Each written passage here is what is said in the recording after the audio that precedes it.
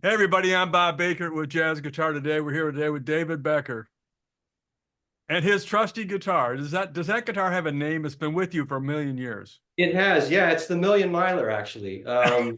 It it's funny because I'm celebrating 35 years with Heritage, and this was made for me actually at the end of 1988. So I actually got it in my hands just about 35 years ago this month, and I took it on a tour to Mexico, and we've logged close to 2 million miles. So they dubbed it back in 2015 the Million Miler because they made it a signature model in that Yeah, year, and they made, I don't know, probably 15 or 20 David Beckers, but this is the original. So, it's a 575, right? well, it's no, it's a hybrid. When I went to the factory back in '88, I had a 175. It was a 68 that was Yeah, made in Kalamazoo. It was a really nice guitar, but I was looking for something that was more versatile because 175s kind of do one thing, yeah, jazz guitar thing. So they had the 575, which is 2 3/4 deep. right. But I asked them, I said, can I get 3 inches? And they said, yes, we make the Sweet 16 like that. And then when they make the 575s, they're all solid. They're carved wood, but they make the maples side, back, and top. I wanted a spruce top and maple sides and back. And then the neck is it's a normal 575 neck. There's nothing ornate on it because I didn't want anything, fancy. Right. It's a workhorse. And the only thing I did to it, which is different, is I had a piezo put in. So, I can get the jazz guitar sound real nicely with the humbucker. Oh, no sound now. I No lost the sound? sound. Okay, now it's gone. Okay, well, Yeah. anyway, you get the idea. But there's a piezo in there, so I can actually get some high end. If you watch videos of me playing on YouTube, you'll hear me use that pickup a lot, where I get a variety of sounds. I can actually sound like an acoustic guitar, which is kind of interesting. So, I did listen to a bunch of your videos, and yeah, that guitar's got a great tone. I wasn't aware that was what was going on. You and I are similar from a similar time period, and I also went through experimenting with putting piezo pickups or piezo pickups into arch tops and into solid bodies, and getting that whole thing done. right. And I understand the complication of that, and when it actually works well, how pretty it can be. So that's I can tell you that what a lot of guys make the mistake is when they put a piezo in or a piezo, whatever you want to call it, yeah, they put a preamp. And that's the mentality of an acoustic guitar player. I learned a lot about these pickups because back in the early days of my career, just about 40 years ago, I was working with Chris Martin from Martin Guitars, right. doing a lot of workshops with him where I would play and he would talk about his guitars, and he didn't want somebody playing bluegrass. So I did my experimental, whatever that is. Yeah, And I found a lot out about the pickups because they were going through a transition, and Larry Fishman was fresh on the scene, had just made bass pickups in his basement basically, and made the first thin line. So yeah, I test that out in my guitar. So I had a lot of time with my Martin with the pickup, and when I came time to do this, I had already seen a Hofner that had a similar setting, but I wanted to have toggle switches put in so I could turn on and off. And when they made the guitar for me, they did a stereo jack because they thought I was going to run through a preamp. And I found over the years that when you don't put a preamp in, the humbucker is here and the piezo should be here. If you have a preamp, it's going to outweigh the humbucker, and right. you don't want to do that. And so it's very slight little adjustments that I make on this guitar when I'm using the piezo, where I can go like take the tone down and then bring the humbucker down a little bit, and I get more of an acoustic sound. Or the Move fingers. your camera down a little because we can't quite see the bottom of the bout. Okay, so I can't really see if there. Oh, so there's four knobs and there's two. four knobs. So this is the A little bit more if you don't mind. We sure. still can't. Oh, there you go. All right, now Okay, so here's can't see your face, but we got your guitar. okay, you can see the guitar. So Yeah. this is the volume for this pickup. Now this pickup is a Seymour Duncan, and when I got the guitar back in 1989, Okay, you can go back to letting us watch you again. okay, they didn't have Seymour Duncans, and I went up to see Seymour, who I've known for forever, and he said he took it out of his drawer. He said, "Put this in there." But later on, the David Becker models, if you do stumble across one, they do have the Seymour Duncan jazz pickups. And then the idea was that I had volume and tone control for both pickups, so I can Yeah. turn them on and off. And what I find is that over the years, it was kind of I didn't really know what I was going to do with that setting. I just knew that I wanted a hybrid of my Martin guitar and my 175. Let And me ask that's you a question before you go any further. So do you have a stereo output now or two independent jacks?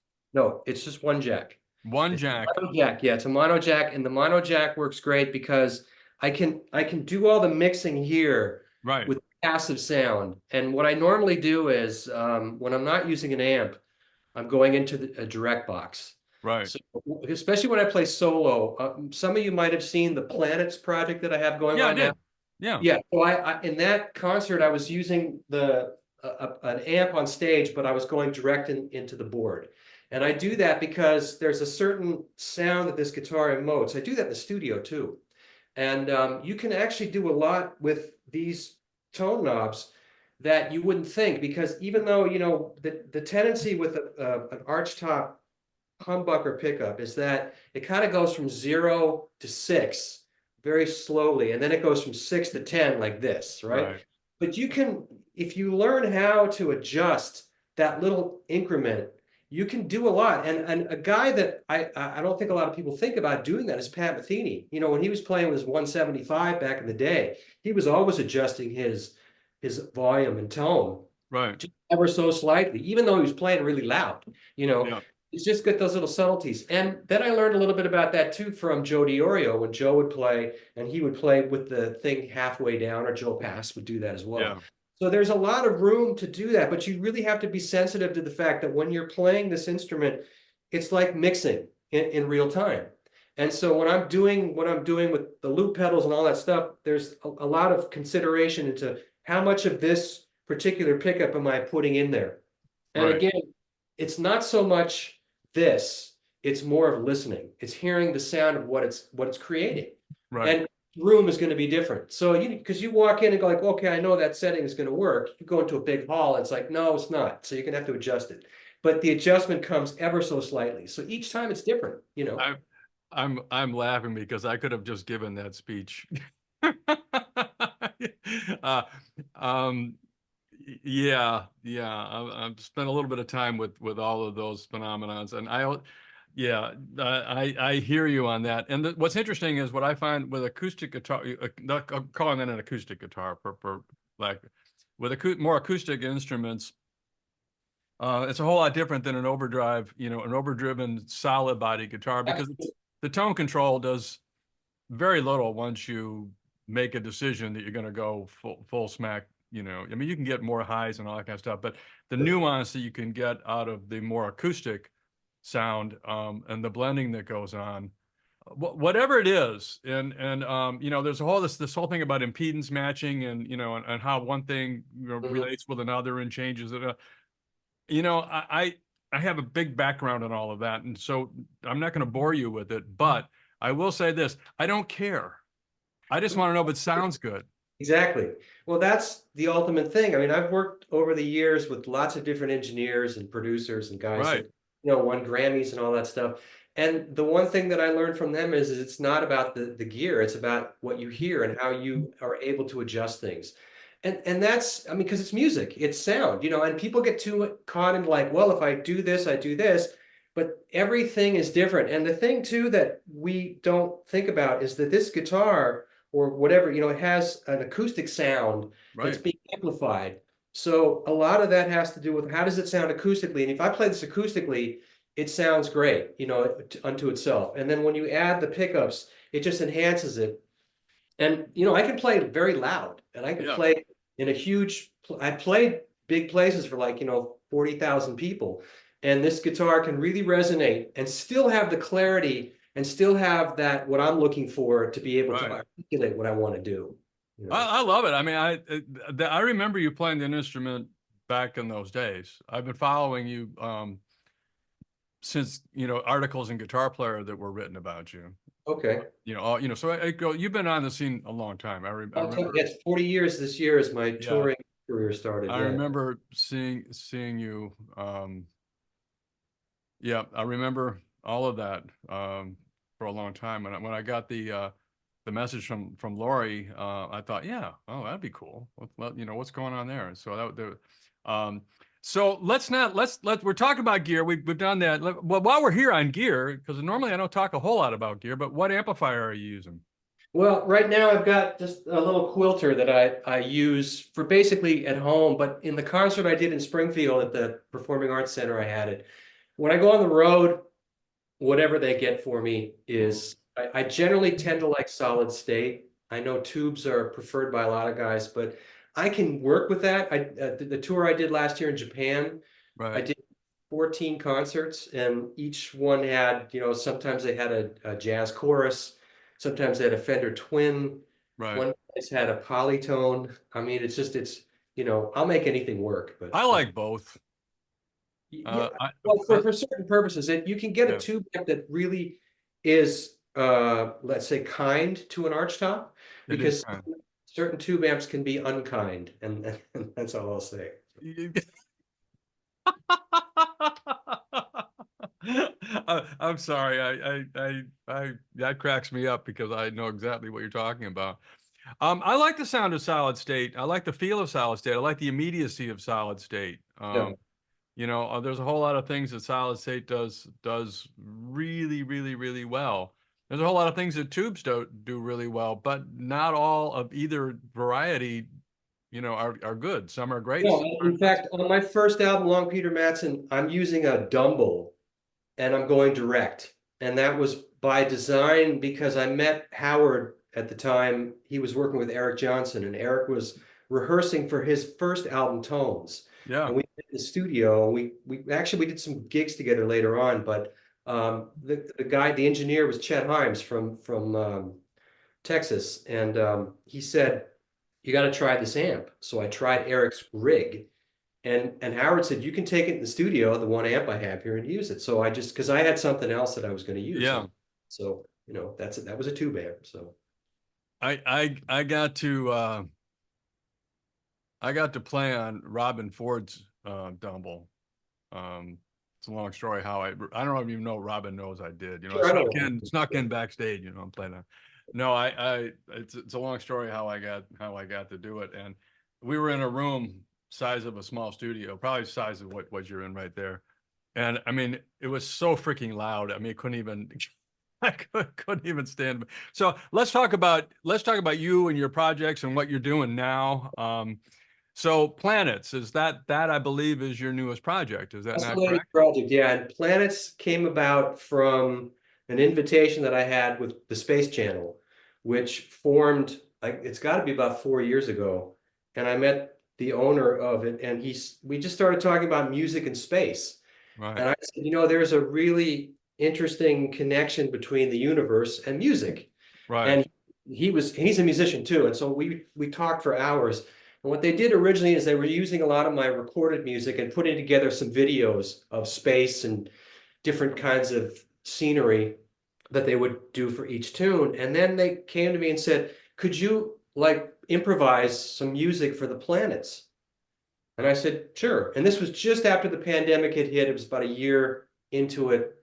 And we had planned to do a live show in Brownsville, Texas, because that's where they were based, right, theater with an audience, and film it. But then, because of COVID, we did it without the audience. right, So it's an actual broadcast called Planets, which is about a 35-minute show where I'm playing and talking about space and music.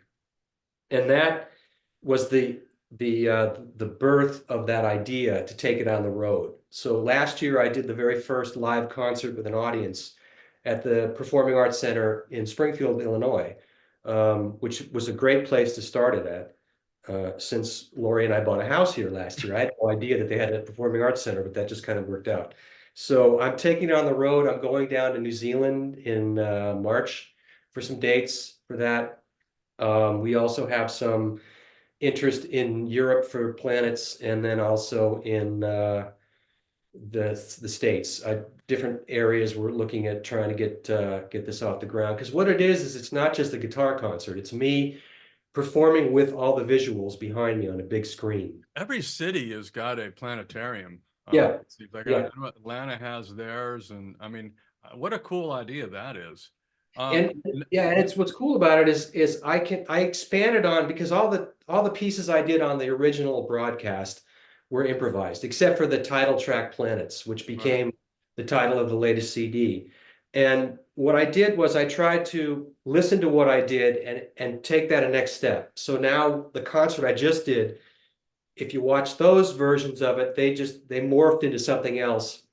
And then I did a few pieces of my own from other recordings right, would display kind of the idea of what I'm talking about with space and music. Because, for instance, what I do is I open up and talk about each planet, but then I'll talk about the Earth. That's the third planet that we do. And then I'll do something for the Earth, but I'll talk about the 6/8 rhythm that is really inherent in our music, which comes from the heartbeat of the Earth. And mhm, that's the basis of jazz and all this kind of music and the African music and all that. So I'll implement some things like that. There's a tune called Dawn Over Dublin, which is on the Planets record that I do. And then I do a blues because that's a 6/8 groove as well, foundation of swing. And then there's video for that. And then I'll talk about the Aurora Borealis, and there's tunes I'll put to that and to the ocean and whatever. So it's not just exclusively the planets, but that's the theme. And we can take this any direction we want to. I mean, I was really pleasantly surprised. Not it's too much, but just it was nice to see the reaction I got from the audience because obviously, the music and all that was what it was, but the response I got from people was, first of all, they said, I want to see it again. Another guy came to me and said, I thought this was going to be a talk about space, and I was amazed at what happened. So I was like, okay, well, that's cool. And just as a performer, it's really challenging because I'm working with just this instrument and two loop pedals, and right. I'm creating a lot of stuff. Now, did I So hear you play an acoustic guitar? Was that in the Planets show, or was that something else?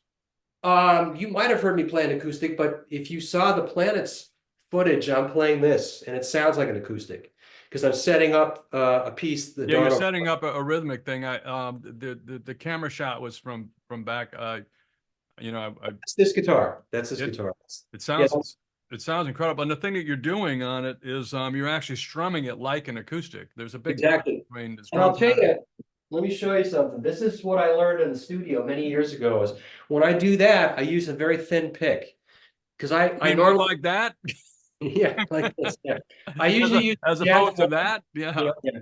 The jazz ones are what I use for when I play, but when I'm playing acoustically or to yeah. get the acoustic sound, that's what I use. And it really, it's a whole different feel. It's a whole different sound. I let this is different kind of guitar, but you Yeah. I don't hear anything, but yeah, oh, it sounds amazing.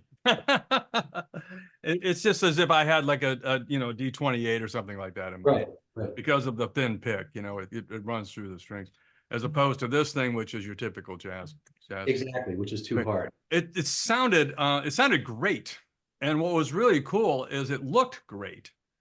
And the blues that were in the background and all of that, I mean, it made a really compelling picture. And the your playing is we haven't even talked about your playing, but your playing is masterful. I mean, Thank you, man. Thank you. you and I compliment the people that I compliment the most, or that I appreciate the most, is when I'm really not concentrating on their playing. I'm listening to what they want to tell me. I appreciate that because that's the whole thing. I mean, when you're performing and playing a solo, even if you're playing all the things you are, you're telling a story about you. Yeah, But this is something that's even bigger because there's visuals behind me, yeah, so I have to somehow emote that musically. And that was the thing that was the challenge when we did the TV show because I didn't see the visuals. They just the guy said to me, let's do Mercury, and he gave me some stats about the planet. And I'm, okay. And I gave it a few minutes of thought, and I said, okay, let it roll. And I just played. And what I was trying to do was visualize what I thought the planet looked like and what I thought it felt like. And love it. I guess somehow I, managed to do something that resonated with a lot of people because I get a lot of good feedback about it. But the thing is, when I'm doing that too, is I can't see what's going on behind me. I had a mirror that I can see that. So I'm going by feel because when I rehearsed for it, I had my Mac in front of me like this, and Sure. I could see the videos, but it was more about just trying to make that connection. And the audience was a big help because I could see that they were focused on the whole thing. Yeah. And that's really important, you know. I think that is so cool. I did an interview with Andy Summers back a while Oh, ago when he was doing his photography tour. I can't remember okay. exactly what he called it right now. I'm sorry, my brain doesn't work that well. But he was doing something where he was taking his photography, from being on tour for 40 years, all because he's an avid photographer, all Right. these places and all these people that he's seen for 40 years. And he did a show based on his experiences, which I thought was really cool. And it was, it was a multimedia extravaganza. Um, and it was very, very cool. The thing that I really see as a plus for you with this is educational. You can take this into a high school. I mean, Yeah, well, actually, it's funny that you say that because I've been talking to Cal Arts, and yeah, one of the instructors said, "Can you do planets for our not just the guitar students, but for our compositional students?" And I yeah. said, "Absolutely, I would love to." You How know, about just for the how about just for the student body? go You do know, that too. that's what I'm saying. I'm saying, it's so educational that you could take Well, this and when they did the UIS performance, they wanted to get the astronomy department involved because they have a telescope at the university. So there oh was a wow. thing where after the concert, we went up to the observatory to look at the stars, and then we had a nice night, so we could do that and see. David Becker, jazz guitarist and part-time astrophysicist. There you go. Yeah. I mean, it's just, I've always been interested in space, and I've learned a lot from older musicians who talked about the heartbeat of the music and how it's connected to the universe and how the earth spins and that feel when you get, when you're playing a swing or whatever you're Right. playing in a circle, it's not doing this, it's doing this. And that was the beginning for me to understand how I could hopefully connect the musical aspects I've learned with the things like space and all that. So Well, I think I think it's really, really great. And so my hat's off to you, it's a great tribute. So tell people a couple things. Well, one is you have True Fire classes I for do. that. Yeah. And Yeah. so you can be, you can sort of, people can learn your approach, to Yeah, things. I did one for them, but I have several books out too. The one book that I'd recommend a lot of guitar players is one that I did for Mel Bay. It was my very first book called Getting Your Improvising into Shape. Oh, all right. Breaks down triads and talks about how triads function in our musical system, because that's really, really important. And it's not just learning your inversions, it's understanding that every chord that you play, whether it's a G13 flat 9 or an A7 sus4, it's got triads in it. And to understand how they move diatonically. And when I say diatonically, I don't mean like from C to D minor. I mean how one note moves and the next triad in that key creates something, and those two together create a chord. And if you look at them, look at the way that I broke them down, you will actually see where the cadences come from, like the 6, 2, 5, 1, 4, and all that stuff, and how the minor key and major key are related to each other. It's Jody Oreo and I talked about it a lot. And when I actually was doing workshops, we did a few together. And some guy said, "What? Do you have a book?" And I'm like, "No." And Joe's like, "You should write one." And then another guy said, "You should write one." So then I started to think about that concept. And so that book has become really, really important, not just for me as for education for myself, but also for a lot of other people. And I go back to it a lot because there's a lot of things in there that when I wrote it, obviously I was trying to get the most out of it, but I go back and I go, oh yeah, now I understand more about it. So, That's what I meant. I but love yeah, that. that's that book I'd recommend. That's available, melbay.com or Please, wherever. please send us the artwork on that as soon as you can. I Yes, will. so And we can make note of it. there's a couple other books I did for another publisher that have a similar concept for comping and for soloing. Yeah. But I also do have openings for a few private students that I do online when I'm not touring.